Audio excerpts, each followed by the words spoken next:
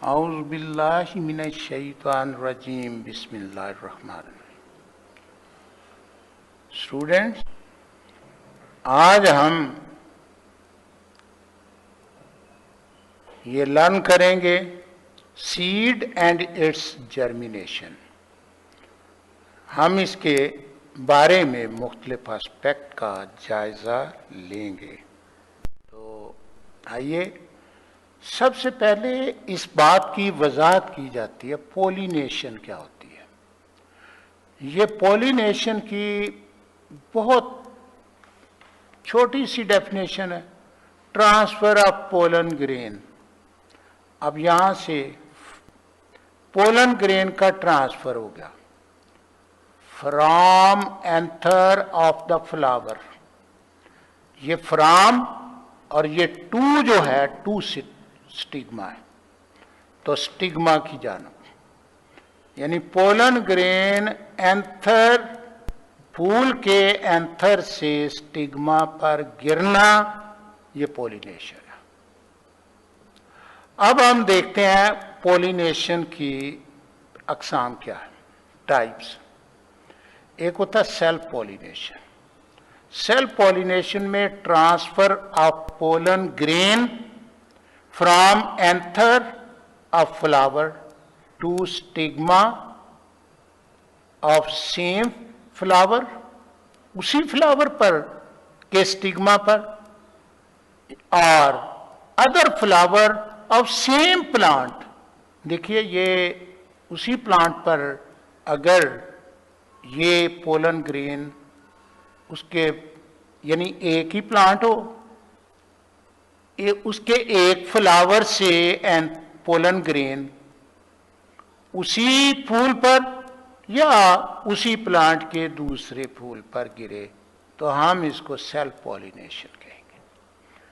Where as cross pollination is a transfer of pollen grain from anther of flower of one plant to stigma of the other plant of the same species। यहां पे same species है, तो plant जो है वो other होगा।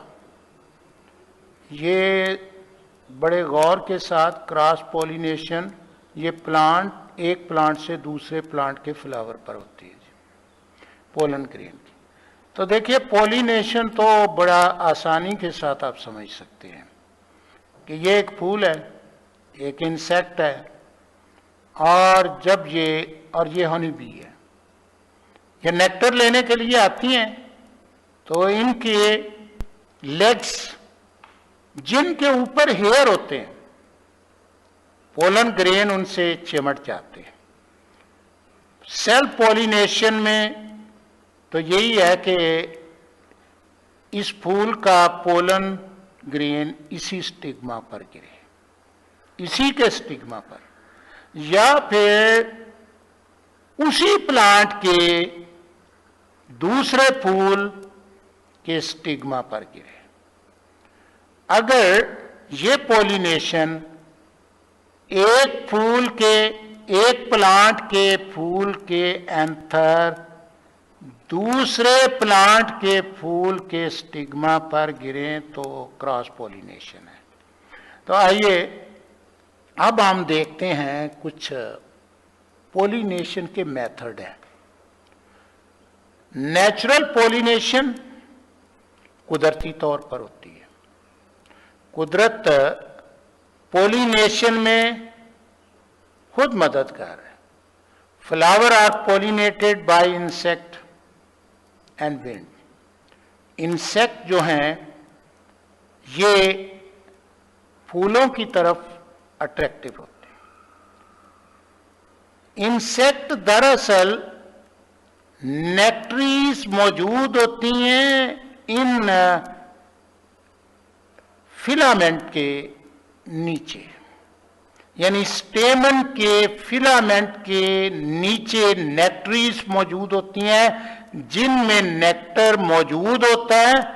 उस nectar को हासिल करने के लिए इंसेक्ट आते हैं। कुछ ऐसे पौधे हैं जो विंड के जरिए उनकी पोलन ग्रेन हवा में फैल जाते हैं और फिर वो स्टिग्मा पर, किसी भी पौधे के फूल के स्टिग्मा पर पहुंच जाते हैं। तो इसमें सबसे बेहतरीन बात जो है वो ये है कि ये नेचुरल पॉलिनेशन, उसके लिए स्ट्रक्चरल अडॉप्टेशन काम करती है, वो फैसिलिटेट करती हैं द ट्रांसफर ऑफ पॉलिनेशन। तो अगर आपने इंसेक्ट और विंड के हवाले से स्ट्रक्चर अडॉप्टेशन देखनी हो तो उसी जगह पर एक टेबल बना हुआ है, आप उस टेबल को ऑब्जर्व कीजिए कि कैसे उसमें ये पॉलिनेशन जो है मुमकिन बनती है उनके स्ट्रक्चर की वजह से। इंसेक्ट पॉलिनेटेड फ्लावर और अब जो इंसेक्ट से होते हैं उसके कुछ नाम दिए हैं, बटरकप है, रोज है, वॉल फ्लावर है और सनफ्लावर, जो ऑर्चिड, ये दिए हुए हैं।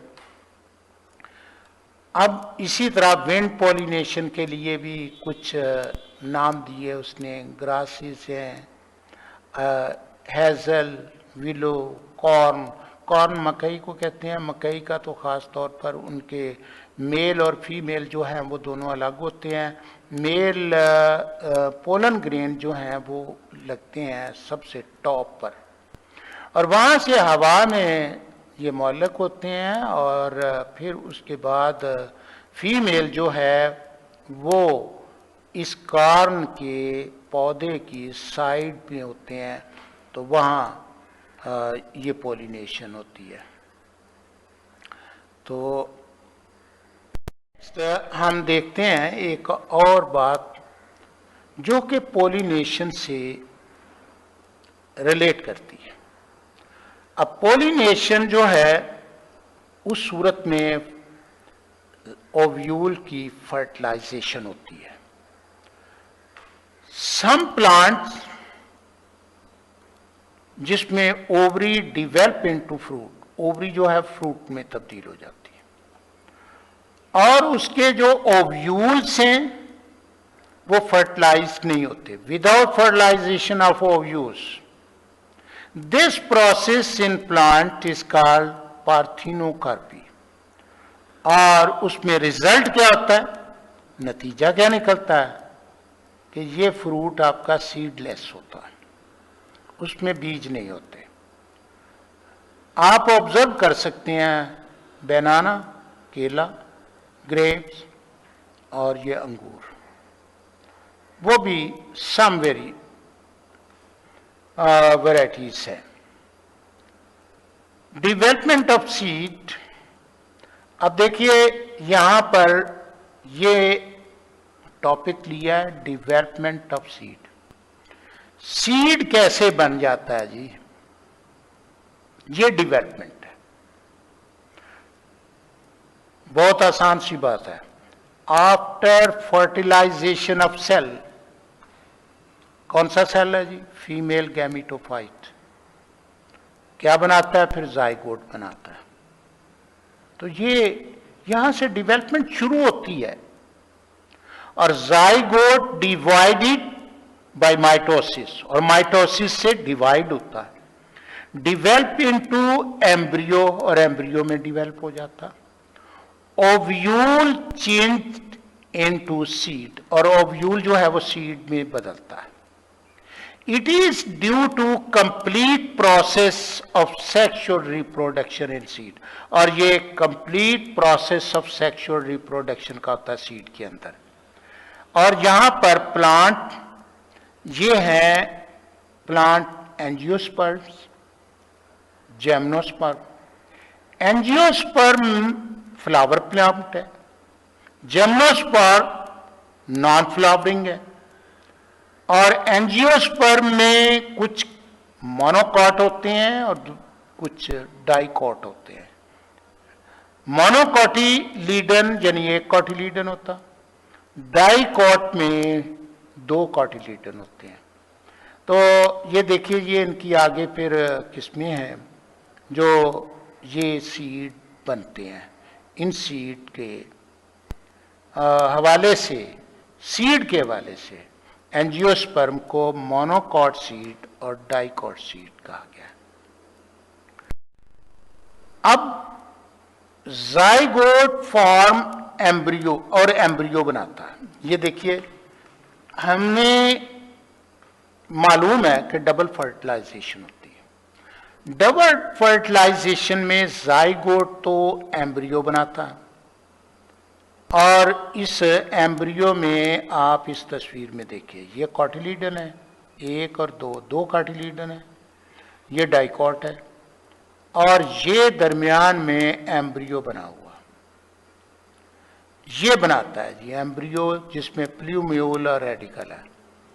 और जो एंडोस्पर्म है वो फूड बनाता है। जब वो फूड बनाता है, अब उसके बाद एक ओव्यूल के ऊपर इंटेगुमेंट होती है। वो इंटेगुमेंट ये सीड कोट बना रही है, ग्रैम है, और इसके ऊपर एक छिलका सा है, जिसे सीड कोट कहा जाता है। और इंटेगुमेंट सीड कोट बनाती है, एंडोस्पर्म फूड बनाता है, जाइगोट एम्ब्रियो बनाता है। ये तीन बातें जो हैं, ये है जी डेवलपमेंट ऑफ सीड। अब हम स्ट्रक्चर ऑफ सीड की जानब आते हैं। सीड के स्ट्रक्चर में पहला ये सीड कोट है, जिसे टेस्टा कहा जाता है। अभी हमने सीड कोट, ये इसके ऊपर एक छिलका सा जो है सीड कोट, और ये किससे डिवेल्प हुआ? इंटेगुमेंट से। Integument is surrounding ovule, ovule के गिर्द होती है, और it may be thin, thick और हार्ड। और ये भी याद रखें कि ये जो सीड कोट है, ये बारीक भी हो सकता, मोटा भी हो सकता, थिक भी हो सकता, हार्ड भी हो सकता, सख्त जो है वो भी होगा, जैसे कोकोनट में बहुत सख्त है जी। There is a scar on seed coat called hilum. अब देखिए, स्कार यहां होगा, इस मुकाम पर जहां मैंने ये पॉइंट आउट किया है आपको, वो ऊपर वाला ये हिस्सा नहीं, ये हिस्सा है, यहां पे स्कार है, और ये हाइलम कहलाता है। Hilum is attachment of seed to ovary, और यहां से ओवरी के साथ ये अटैच है। और फिर beneath hilum there is a micropyle. आइए माइक्रोपाइल, तो ये हाइलम है, इसके ऊपर ये जो है वाइट सा आपको, ये माइक्रोपाइल है। माइक्रोपाइल जो है, ये एक, आप यूं समझ लें कि एक ओपनिंग है। Micropyle is the opening through which pollen tube enters, और ये वो है जहां से पोलन ट्यूब एंटर होती है। और ये भी आप पोलन ट्यूब के एंटर होने का ये पढ़ चुके हैं। और यही माइक्रोपाइल सीड इसी माइक्रोपाइल ओपनिंग को यूज करता है absorb water during germination. Germination के दौरान पानी को अब्जॉर्ब करने के लिए भी इस्तेमाल करता है। तो सेकेंडली, अब हम आते हैं एम्ब्रियो की जानब। देखिए, एम्ब्रियो में आप ये बात देखेंगे जी। अब देखना ये है कि ये ऊपर प्लूम्यूल है और नीचे ये रेडिकल है, और ये point of attachment with the cotyledon है। कॉटिलीडन के साथ एक अटैचमेंट, इधर कॉटिलीडन है, एक इधर है, तो कॉटिलीडन के साथ अटैचमेंट है। अब इमेच्योर प्लांट, इमेच्योर, अब ये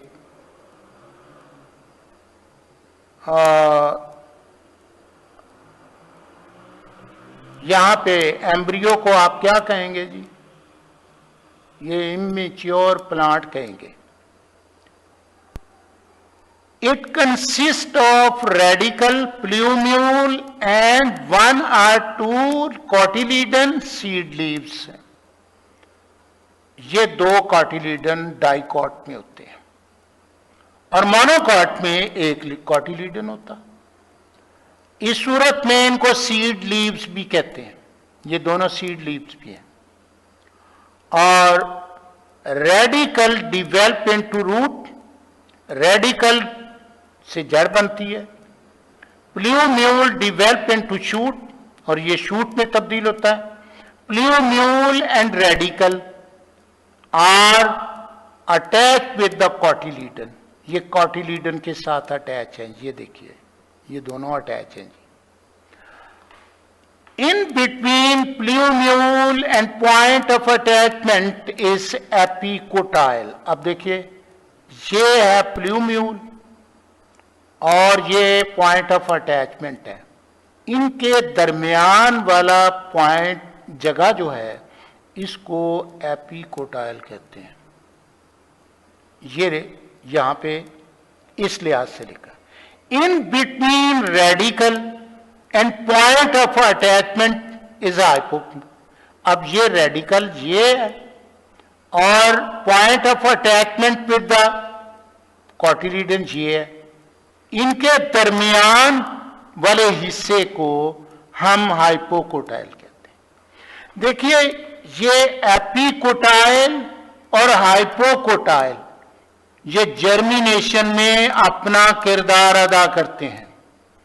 अभी हम आगे जर्मिनेशन में इनके किरदार को पढ़ेंगे कि ये कैसे जर्मिनेशन में मददगार है। Food for embryo. अब ये सीडलिंग या सीड लीव जो है, इस इन एम्ब्रियो को सीडलिंग कहते हैं। और ये देखिए, ये एम्ब्रियो है ना, इसको सीडलिंग करेंगे और ये seed leave are the cotyledon. ये लफ्ज, अभी इनको आपने टर्म्स को बड़े ध्यान से बात। Embryo, food for embryo seedling, यानी एम्ब्रियो के लिए एंडोस्पर्म में होती है, इन एंडोस्पर्म। अब उसमें एंडोस्पर्म में तो फूड होती है, इसमें फिर 2 बातें आ जाती हैं। एक ये है कि एंडोस्पर्म की बनी हुई खुराक ये कॉटिलीडन में भी आ जाती है, कॉटिलीडन में नहीं भी आती।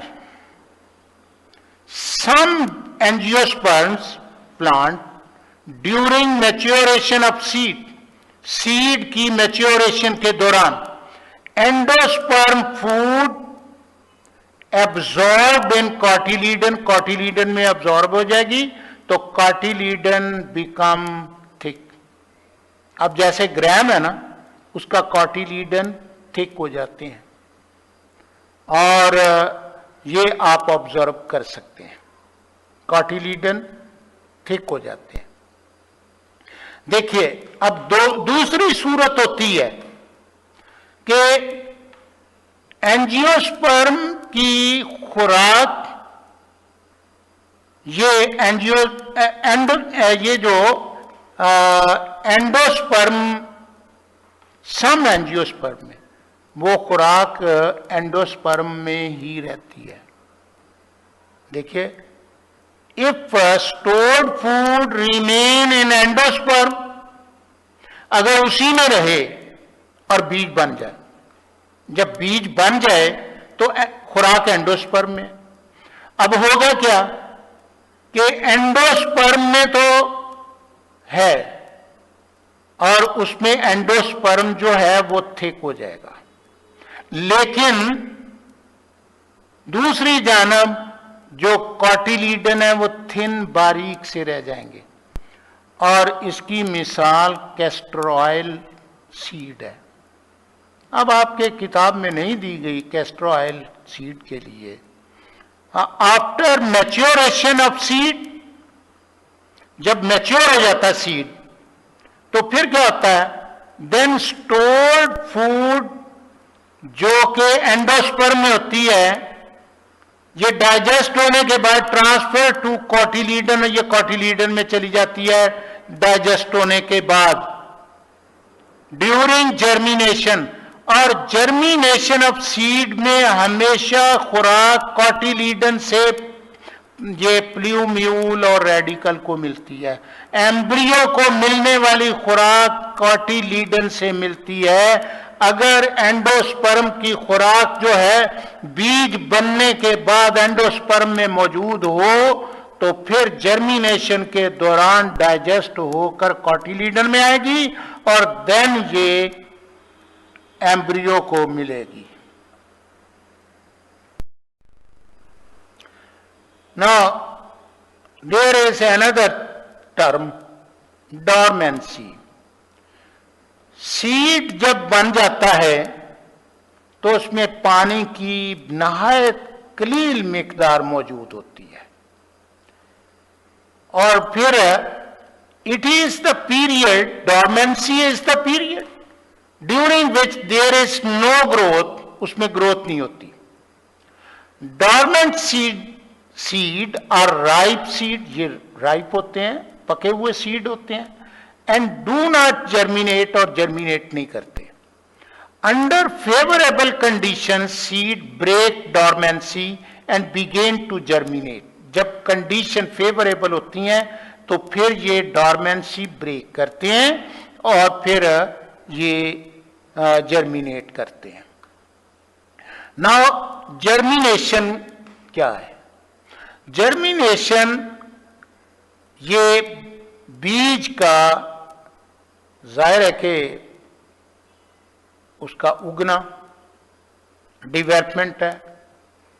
अब कैसे है देखिए, पहले तो तस्वीर से आपको ये बता दें कि इसके लिए रिक्वायरमेंट क्या चाहिए। सॉइल किस तरह की चाहिए आपको, ये सॉइल है, इसके अंदर ये मौजूद है। सूटेबल लोकेशन चाहिए इसको, सॉइल चाहिए सूटेबल, फेवरेबल कंडीशन, वक्त के लिहाज से क्लाइमेट सीजन होना चाहिए। जैसे अभी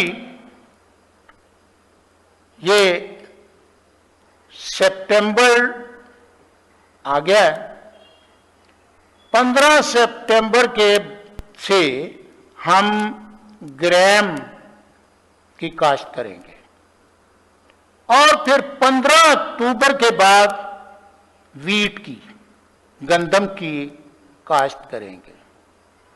तो आप इससे अंदाजा लगा सकते हैं फेवरेबल कंडीशन कब होती हैं। इसका एक खास टाइम होता है, क्लाइमेट सीजन होता है, और उसमें ये फेवरेबल कंडीशन होंगी तो तब आप इनकी जर्मिनेशन हो सकती है और जमीन में बोया जा सकता है। Now after sowing the seed, process of germination क्या होता है जी?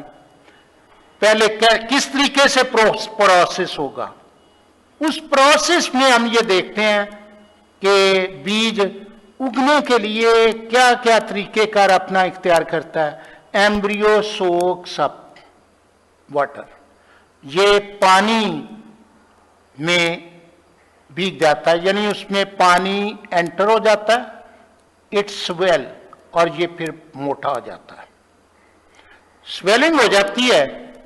सीड कोट स्प्लिटेड, यानी वो फट जाता है सीड कोट जो है।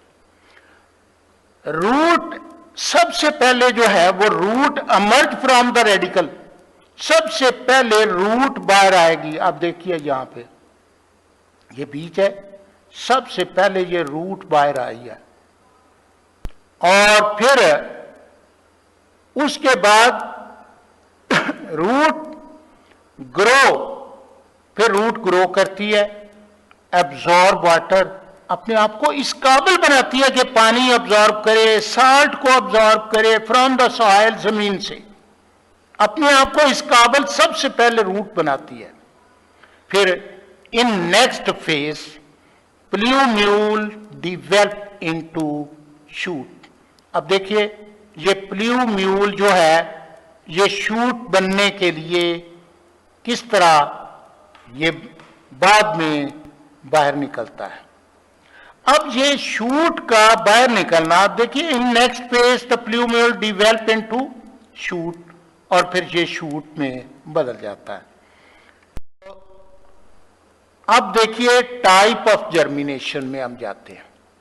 यहां मैंने लिखा है एपीजियल और ये हाइपोजियल। जरा इस पे गौर कर लीजिएगा। मैंने लफ्ज आपको हाइपोकोटाइल और एपीकोटाइल का लफ्ज बता, ये वजाहत की थी आपको पहले कि हाइपोकोटाइल ये कहां है। हाइपोकोटाइल जो है ये रेडिकल से जड़ बनी है और इसका ऊपर आप अगर देखें तो कॉटिलीडन के जुड़ाव से नीचे ये हाइपोकोटाइल है। कॉटिलीडन के जुड़ाव से नीचे हाइपोकोटाइल। अब देखिए ये हाइपोकोटाइल लंबा हो गया, हुक बना दी इसने, और फिर क्या किया इसने, ये कार्टिलीडन को भी बाहर ले गया, और देखिए ये कार्टिलीडन बाहर आ गया सॉइल से।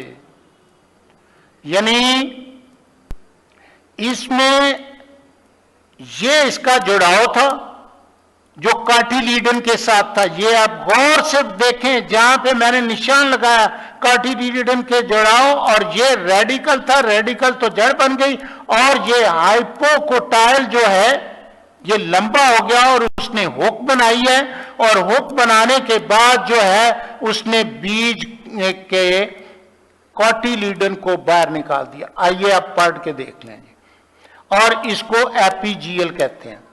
एपीजियल जर्मिनेशन में hypocotyl elongate and form hook. Hypocotyl pull the cotyledon above the ground, जमीन से ऊपर की तरफ खींचता। इसमें बीन, लोबिया, कॉटन, पेपाया, पपीता, ये इनका जिक्र उसने किया है, मिसालें दी हैं आपकी किताब के अंदर। तो ये एपीजियल याद रखने के लिए, अगर हाइपोकोटाइल लंबा होता है तो एपीजियल है। अब दूसरे में देखिए हाइपोजियल। हाइपोजियल में एपीकोटाइल अलॉन्ग होता है। एपीकोटाइल वो है जो कॉटिलीडन के जुड़ाव यानी उस यानी पॉइंट ऑफ कांटेक्ट से, अटैचमेंट से ऊपर प्ल्यूम्यूल की जानब जो है ये एपीकोटाइल होता। देखिए अब एपीकोटाइल दिखाते हैं। ये देखिए सबसे पहले ये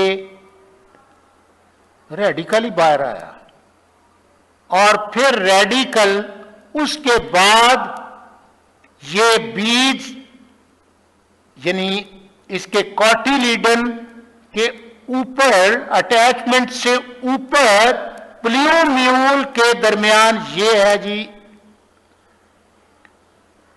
एपीकोटाइल, और ये लंबा होना शुरू हो गया, और उसने epicotyl elongate form hook, cotyledon stay in soil, और कॉटिलीडन जो है ये देखिए कॉटिलीडन जमीन के अंदर ही रहा है और ये बाहर नहीं आया। स्टे इन सॉइल, इसमें पी, मटर, मेज, कोकोनट, इनका जिक्र उसने किया हुआ किताब में। Condition for seed germination. अब हम नए टॉपिक में, जाहिर है जर्मिनेशन के लिए कंडीशंस दो तरह से हैं। एक होती है इंटरनल कंडीशन। इंटरनल कंडीशन में सीड हेल्थी होना चाहिए, ये ना हो कि वो खराब हो, उसको कोई इंसेक्ट लगे हों और इस तरह खाया गया हो। हेल्थी होना चाहिए, या खराब उसमें कोई फंगस लगी हो, खराब ना हो। लाइव एम्ब्रियो होना चाहिए, उसका एम्ब्रियो लाइव होना चाहिए। क्यों? कुछ 1 साल के तक लाइव रहते हैं, कई साल तक भी लाइव रहते हैं एम्ब्रियो। एम्ब्रियो जो है वो लाइव रहना चाहिए, और सफिशिएंट स्टोर्ड फूड होनी चाहिए उसके अंदर। फूड ये ना हो कि फूड स्टोर होती है तो बीज मोटा होता है, इसलिए हम मोटे बीज का, तंदुरुस्त बीज का इंतखाब करते हैं। ये इंटरनल कंडीशन को बाहर से ही देखा जाता है, ये बीज सही होगा। तो अब उसके बाद हम कुछ एक्सटर्नल कंडीशन भी दें। सॉरी, सीड है वेरी लो वाटर परसेंटेज, इसके अंदर बहुत कम पानी होता है। तो एक्सटर्नल कंडीशन में वेट सॉइल होनी चाहिए, सीड कोट अब्जॉर्ब, फिर ताकि पानी अब्जॉर्ब कर सके। वेट सॉइल होगी तो तभी वो अब्जॉर्ब करेगा ना। फिर क्या होता है कि स्टोर्ड फूड जो है वो डाइजेस्टेड होती है पानी की। पानी जब जज़ब हो जाता है तो डाइजेस्ट होती है। डाइजेस्ट क्या होती है कि ये इनसॉल्युबल फूड होती है, और फिर डाइजेशन यानी एंजाइम के जरिए जो कि उसके अंदर मौजूद होते हैं, उसके जरिए ये डाइजेशन होती है, यानी इनसॉल्युबल से सॉल्युबल में तब्दील होती है और पानी में हल होकर एम्ब्रियो को खुराक पहुंचती है। तो digested food, digested in water, ये पानी में होती है digestion. Digested food help in germination, और यही फूड है जो उसको जर्मिनेशन में। अब ये डाइजेस्टेड फूड रेस्पिरेशन में काम आती है, और उसके लिए ऑक्सीजन की जरूरत है। Oxygen is essential for respiration in the cell of embryo. Embryo के सेल में रेस्पिरेशन जरूरी है। जब डाइजेस्टेड खुराक यानी ग्लूकोज ये मुहैया होता है, रेस्पिरेशन होती है, तो एनर्जी भी हासिल होती है। अब उसके हार्मोनल एक्टिविटीज के लिए यह जरूरी है कि एनर्जी मुहैया हो, और ये रेस्पिरेशन से मिलती है। याद रखें, जब बीज हाइपोकोटाइल लंबा होता है तो उसके लिए भी हार्मोन की जरूरत है। जब एपीजियल एलोंगेट होता है तब भी हार्मोन की जरूरत है। अब इसमें हार्मोन जो है, जो रेडिकल है, वो हार्मोन उसको डार्कनेस की तरफ ले जाते हैं, और प्लियोम्यून को हार्मोन रोशनी की तरफ ले जाते हैं। तो ये एक्टिविटीज जरूरी है। उसके बाद है टेम्परेचर। टेम्परेचर एक खास ऑप्टिमम टेम्परेचर जर्मिनेशन के लिए चाहिए। हमारे सराउंडिंग का टेम्परेचर 25 to 30 सेल्सियस जो है, ये ऑप्टिमम टेम्परेचर होता है, इसकी भी रिक्वायरमेंट जरूरी है। तो ये थे एक्सटर्नल कंडीशन। अब आप ये एक्सटर्नल कंडीशन क्या है, इंटरनल क्या है, उसके बारे में आप जान। तो ये है pollination and germination of seeds. इस तमाम आपको मैंने क्लियर कर दिया। मेरा ख्याल है कि आप पूरी तरह समझ गए होंगे। शुक्रिया। अस्सलाम वालेकुम।